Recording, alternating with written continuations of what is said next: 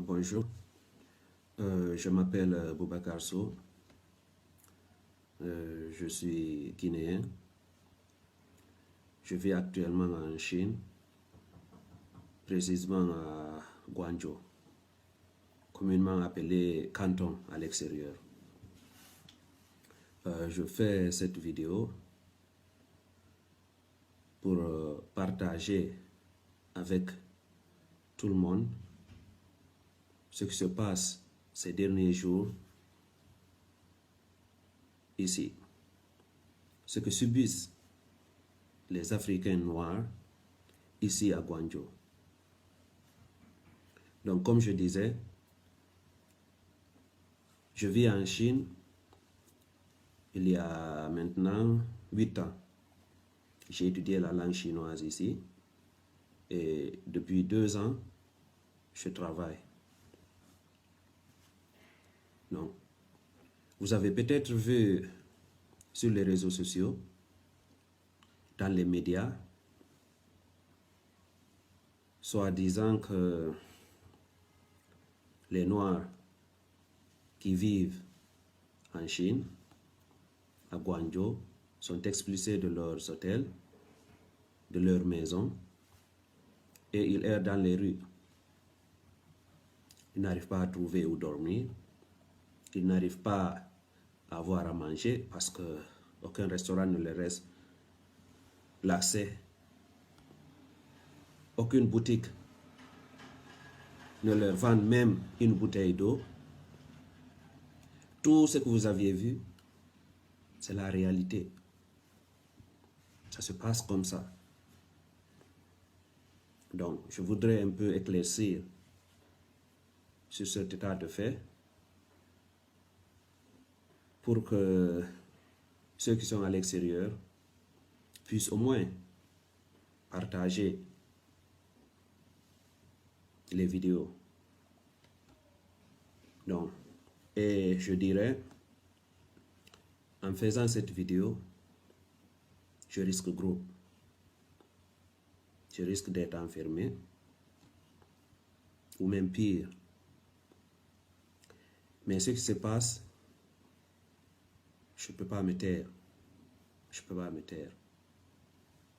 Il faut que d'autres, il faut que certains prennent le risque pour que d'autres survivent. Donc, je vais éclaircir sur certains points. Donc, voilà comment ça a commencé. Nous savons que l'année 2020 a commencé avec cette épidémie de Covid-19 qui maintenant s'est répandue sur toute la planète. Sur toute la planète. Aujourd'hui, la plupart de la population mondiale est confinée. Donc, ça a commencé en Chine ici, précisément dans la ville appelée Wuhan, qui se trouve dans la province de Hubei. Toute la Chine a été confinée. Toute la Chine. En ce moment, j'étais là. J'étais confiné. Mais tout allait bien. On pouvait sortir quand tu avais des urgences à faire. Aller acheter à manger, aller acheter à boire, sortir, marcher un peu. Tout était possible. Il n'y avait aucun problème. Mais à partir du début du mois de mars,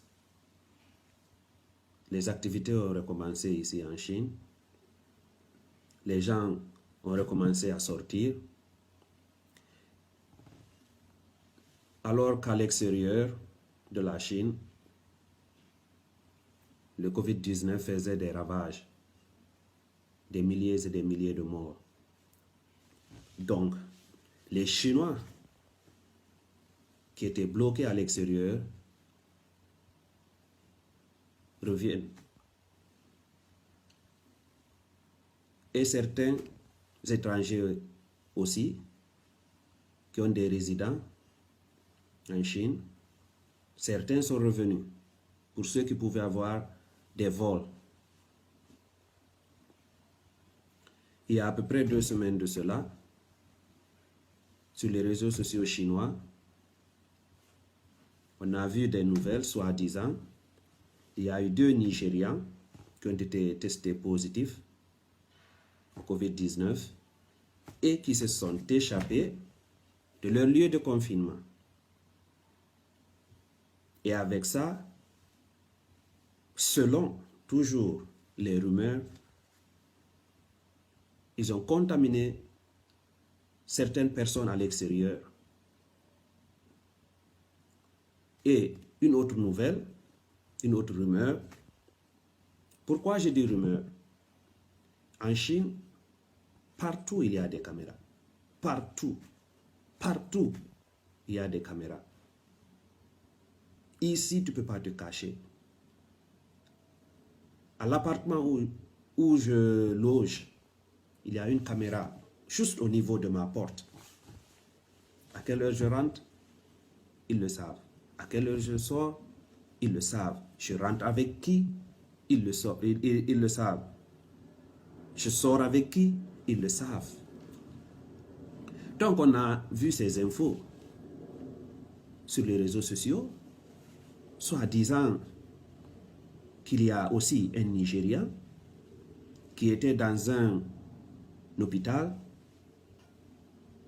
qui a été testé positif, qui a battu une Chinoise, une infirmière chinoise.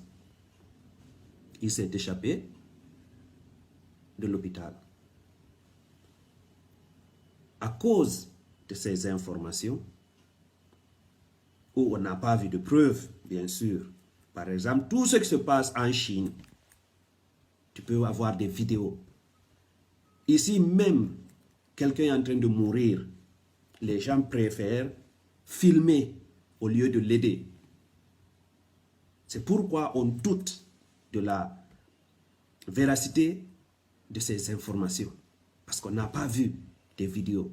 Nous qui vivons en Chine, on sait comment ça se passe. Il n'y a pas quelque chose qui se passe en Chine ici sans qu'il y ait une vidéo. Mais sur les réseaux sociaux, ils ont partagé ces infos et d'autres ont amplifié cela. On a vu certains même dire qu'il y a plus de 300 000, je dis bien 300 000 Africains noirs testés positifs qui sont en train d'errer dans la ville. Donc, ça a causé la peur. Certains taxis ont refusé de prendre des Noirs. Certains Noirs ont reçu la visite des propriétaires des appartements pour leur dire de quitter. Même les McDonald's ont refusé de vendre à manger aux Africains. Mais en ce moment, c'était juste quelques réactions de certaines personnes au dehors. On se disait que si on restait à la maison, sans sortir, ça va vite passer. Mais malheureusement, c'était juste le début. C'était juste le début. Ce n'était que le début. Donc, je vais expliquer mon cas personnel. Le lundi 6 avril, j'ai reçu un message soi-disant de descendre au sous-sol de l'immeuble où je loge pour faire des tests. Je me disais, mais je ne suis pas allé dans une zone à risque. Je n'ai pas été en contact avec une personne à risque. Pourquoi je dois aller faire un test? Mais je me dis ok, il n'y a pas de problème. C'est déjà bon de savoir C'est déjà bon de faire le test. Donc, je suis descendu. À ma grande surprise, je vois 9 personnes aussi qui sont déjà là. Donc, je demande, mais qu'est-ce qu'il y a? On me dit, ils sont en train de tester tous les étrangers de la cité. Je dis, mais ne dites pas étrangers, dites les noirs. Regardez bien. Je dis, dans la cité ici, il y a des Russes, il y a des Arabes, il y a des Américains, il y a des Canadiens. Mais là, il n'y a que des Noirs. Et je suis sûr qu'il n'y a que des Noirs africains. Noirs africains. Qui ont le passeport des pays africains. Il me dit, oui, c'est ça, c'est ce qu'on a vu nous aussi, mais qu'est-ce qu'on peut faire? On dit, ok, mais quand même c'est bon, on va faire le test. Donc le lundi, à 12 h, on a fait les tests. Sans problème, sans discuter.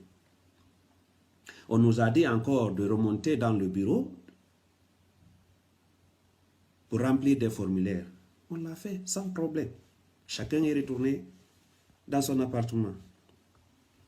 Le lendemain, mardi 7 avril, la police est venue frapper sur toutes les portes des étrangers africains, noirs. Ils nous ont informé qu'on ne doit pas sortir de chez nous. Même pour faire descendre la poubelle, c'est interdit. On doit rester dans la maison, dans nos appartements. Quand on a besoin de quelque chose, on doit appeler les gérants de la cité et les informer de nos besoins. Ils vont faire monter.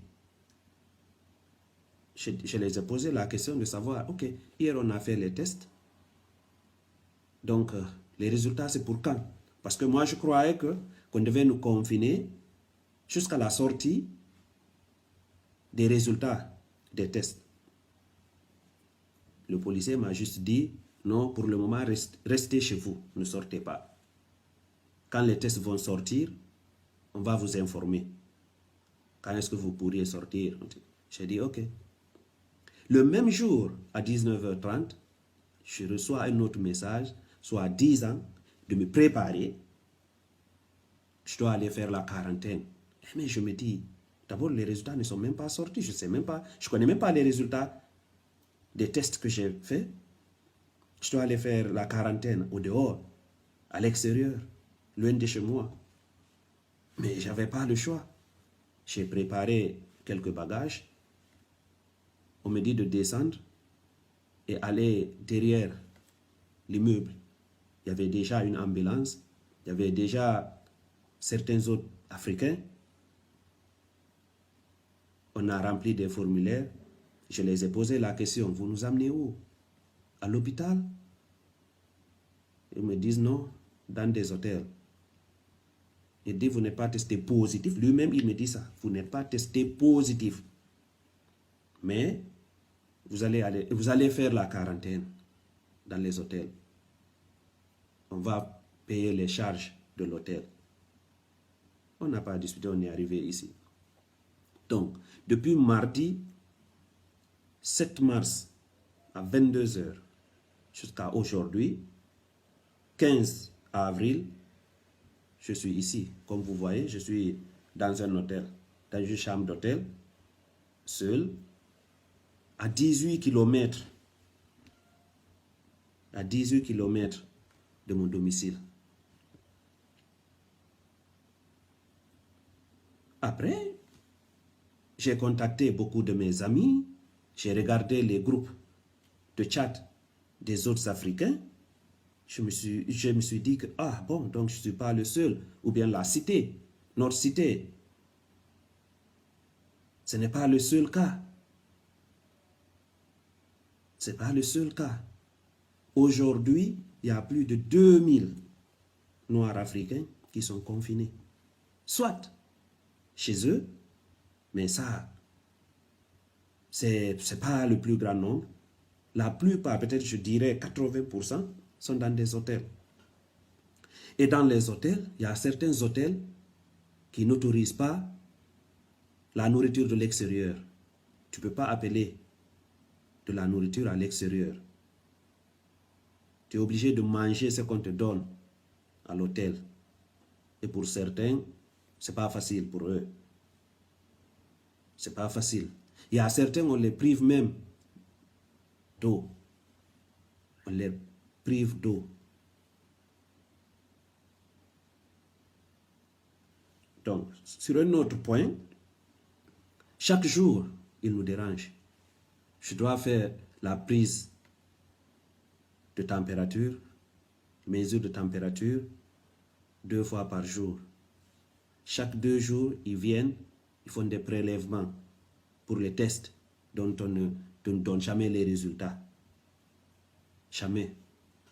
Moi, j'ai reçu des coups de fil de la police, des coups de téléphone de la police à 0h, 1h du matin.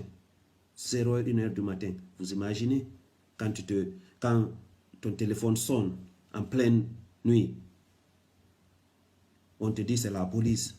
Vous imaginez comment tu vas te sentir? Tout le stress. Tu vas te poser toutes les questions. Ah, mes tests sont positifs. Qu'est-ce qu'il y a? Et le pire dans tout ça, certains nous disent non, il faut juste coopérer, ça va passer. En ce moment,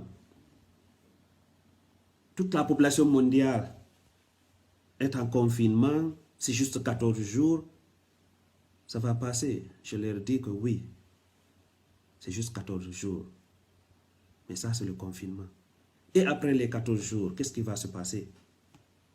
Qu'est-ce qui va se passer?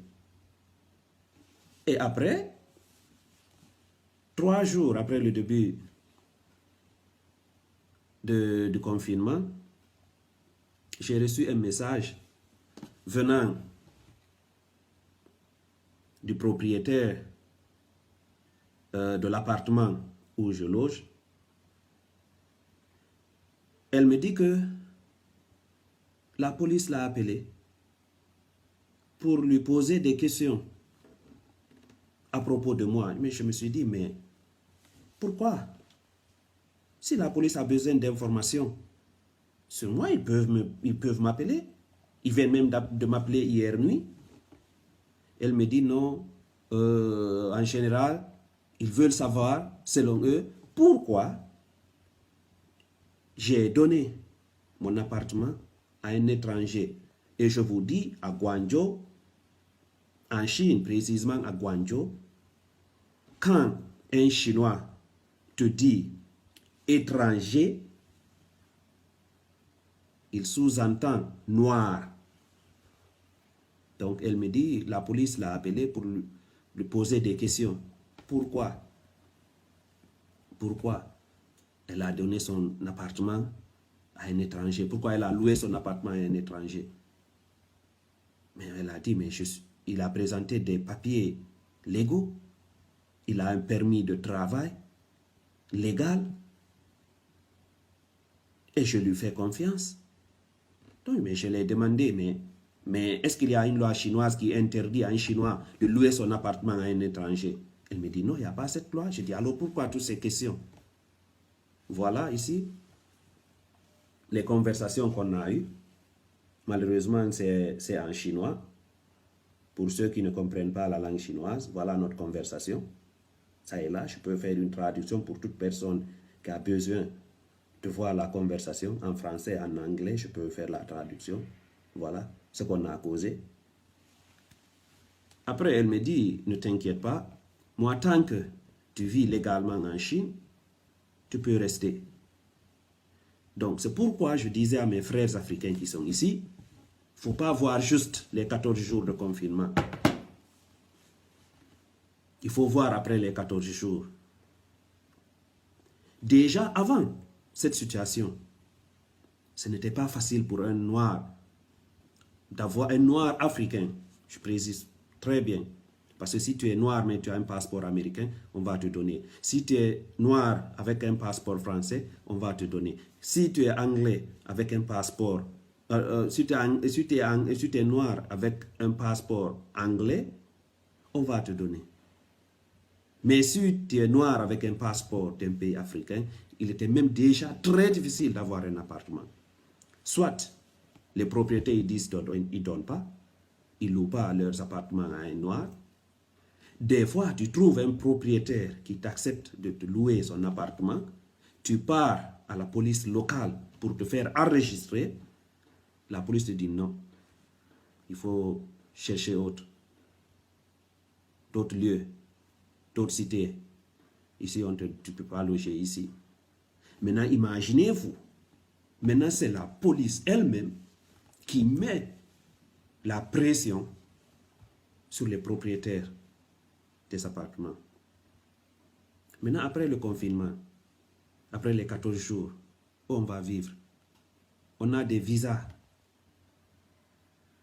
de la Chine. On a des permis de résidence, soit d'étudiants, de travailleurs, de regroupement familial, issus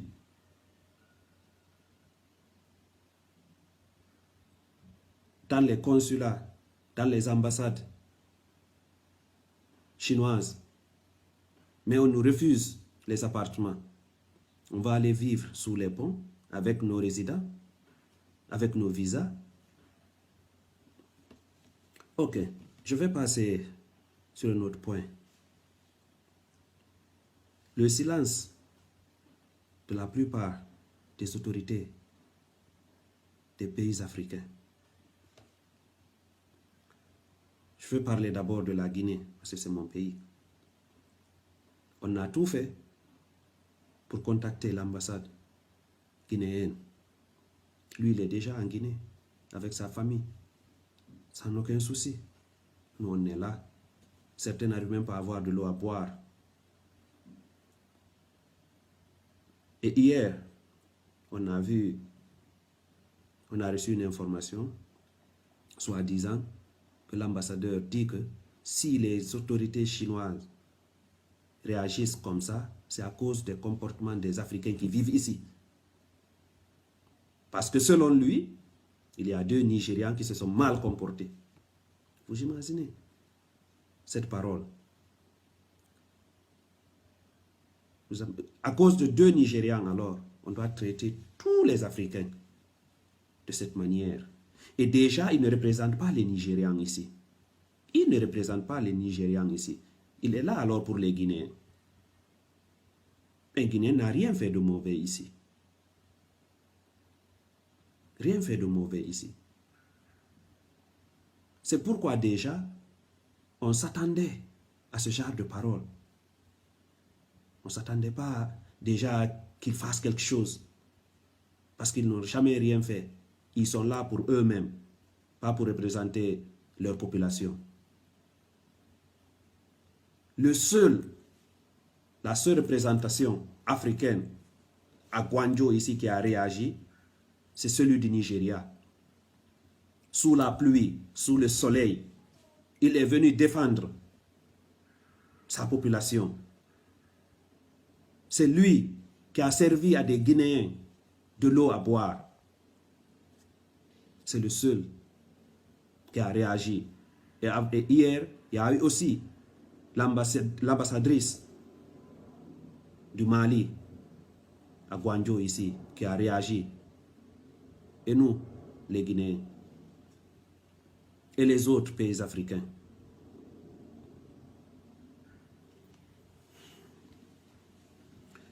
Hier, j'ai reçu un appel d'un de mes profs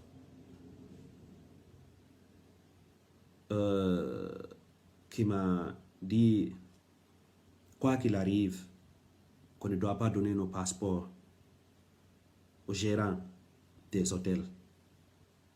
Parce qu'au début, on avait dit que le confinement dans les hôtels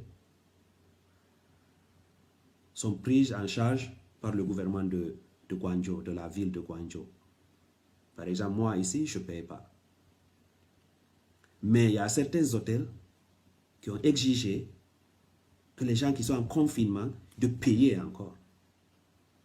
De payer 200 à 300 renminbi, ce qui peut faire disons 30 à 40 dollars la nuit. La plupart sont des étudiants. La plupart sont des étudiants. D'autres font du business ici. Mais nous tous, nous savons, avec la pandémie, l'épidémie de Covid-19, c'est très difficile. On vient de payer nos loyers. On nous prend de force, on nous amène dans des hôtels et on veut nous faire payer encore. Donc, je disais, ce prof m'a appelé, il me dit, quoi qu'il arrive, de ne pas donner nos passeports aux gérants des hôtels. Parce que c'est une manière, de faire pression sur nous quand le confinement va finir pour qu'on paye les frais. Donc ce qui se passe ici, c'est inhumain. Inhumain. Inhumain. Moi, je vis très bien, je suis bien intégré en Chine. J'ai des amis chinois qui conduisent leur voiture jusqu'à 60 km pour m'apporter à manger, à boire, des fruits et tout. Je les remercie. Ce ne sont pas tous les Chinois qui sont mauvais, loin de là, mais je suis peiné de voir comment on me traite, comment on traite les autres. Donc, je vous prie, mes frères et sœurs africains, je prie tous les êtres humains, qu'ils soient de Hong Kong, du Japon, de la Suède, du Nigeria, de l'Ouganda, des États-Unis, partout. Essayez de partager ces vidéos, ça va beaucoup aider. C'est la seule manière dont vous pouvez nous aider. C'est la seule manière. À cause des vidéos qui circulent ces derniers jours sur le net, on a déjà commencé à voir un peu de changement. Par exemple, hier, dans certains hôtels, des volontaires chinois sont venus apporter de l'eau, des boissons, des fruits aux Africains qui sont confinés dans les hôtels. Mais ils ont refusé. On leur a dit de refuser. On n'est pas venu ici pour mendier. On est ici légalement. On paye nos factures, on paye nos taxes. On paye les frais de scolarité. Déjà, nous les étrangers, le loyer qu'on paye, des fois c'est le double du loyer que paye un Chinois. Donc nous aussi, on participe au développement de la Chine. On n'est pas venu ici pour mendier. On n'est pas nos dirigeants. On n'est pas comme nos dirigeants. Même si on est pauvre, on garde notre dignité. Donc, ce que je disais, s'il vous plaît, pour nous aider, essayez de partager ces vidéos. Juste un clic suffit. Peut-être avec ce clic, vous pouvez changer le comportement de certains ici. Je sais que le racisme a commencé avec l'humanité et ça va finir avec l'humanité. C'est une chose qui ne va pas complètement quitter. Il y a le racisme partout. Mais ce qui se passe ici, moi je dirais que ça dépasse du racisme. Si on laisse cela passer comme ça, peut-être un jour, on ne sait pas où ça va arriver. Peut-être on va tous nous mettre en prison ou bien dans des fosses communes. Donc, s'il vous plaît, pour faire passer l'information, partagez toutes les vidéos et les photos que vous voyez sur Facebook, Twitter, Instagram. Essayez de les partager. Ça peut nous aider. Ça commence déjà à porter des fruits. Donc, je remercie d'abord, surtout, le consul du Nigeria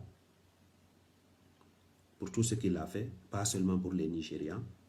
Je remercie ceux qui prendront le temps de regarder cette vidéo et ceux qui vont la partager. Merci. Et j'espère que Covid-19 va quitter, ça va finir et on va tous retrouver notre vie normale. Merci.